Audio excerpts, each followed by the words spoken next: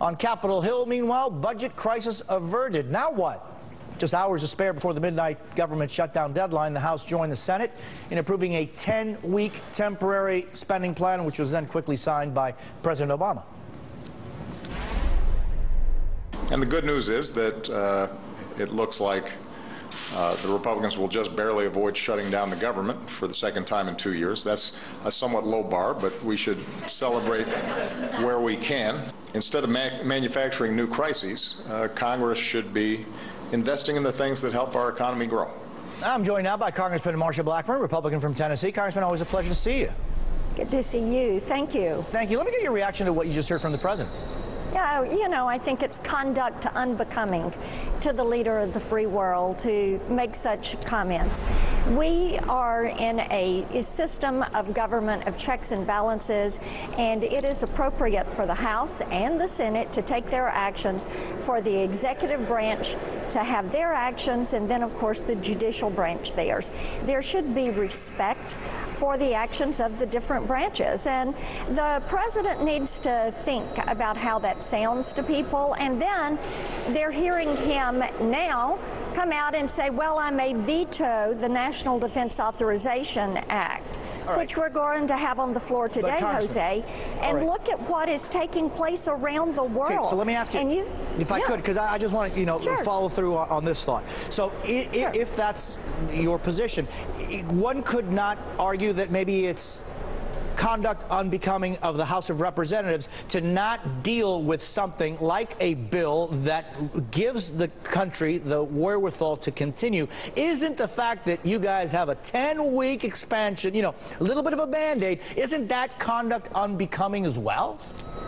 I would prefer to see an annual budget, the annual appropriations process, and have that all finished by the time we get to the middle of the year. That's what I would prefer. So what's going on? Well, when you have two different chambers with different objectives and different ways of working, and the 60-vote rule in the Senate, which I think Harry Reid should get rid of that, because it gives an out for the Senate to not do their job, then of course, and this year we passed a budget. It was the first time we have had a budget under the leadership of, or while Barack Obama was in office, and you have House and Senate control. There was agreement to a budget, and the appropriations process is part of the way through. But here is the thing to keep in mind. Of course, we should do that, and the appropriations process in regular order should be followed, should be restored. But what kind of leadership is it when the president goes out and makes a joke about it? Come on. Let's talk about getting the job done. Okay, but there's a 10-week Band-Aid. It just seems like... That's right. Oh, December. I agree with you. Great. Another lovely, So I want to just ask you about some comments House Majority Leader Kevin McCarthy made about Hillary Clinton getting a lot of attention. Let me play it for you. I want your reactions to it. Sure. Everybody thought Hillary Clinton was unbeatable, right? But we put together a Benghazi special committee, a select committee. What are her numbers today? Her numbers are dropping. Why? Because she's untrustable. But no one would have known any of that had happened had we not thought and made that happen. So, Congressman, was it that the Benghazi committee is to drop Hillary Clinton's numbers? Is that what this is all about? No, that was not the purpose of it at all. This is one of those examples where doing your due diligence and focusing on good policy, getting to the bottom of an issue, because the American people have a right to know, our military men and women have a right to know.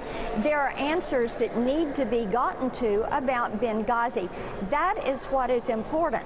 Now, there's that old saying about good policy always making good politics. When you're doing the right things for the right reasons, then that is going to be something that makes good politics. And getting to the bottom of what happened in Benghazi, getting answers for those families and for those men and women in uniform, that's the right thing to do.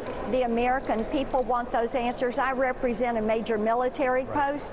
I can assure you, every time I'm on that post, I hear about the issues of force Fort Hood. I hear about the issues of Benghazi, and they encourage me that we should keep getting answers for the security of our nation, for the safety of our men and women in uniform, for the safety of our personnel who are serving in our foreign service. And Jose, they want these answers. Congressman Blackburn, it's always a pleasure to see you. Thank you for being with me. Good to talk with you. Thank you.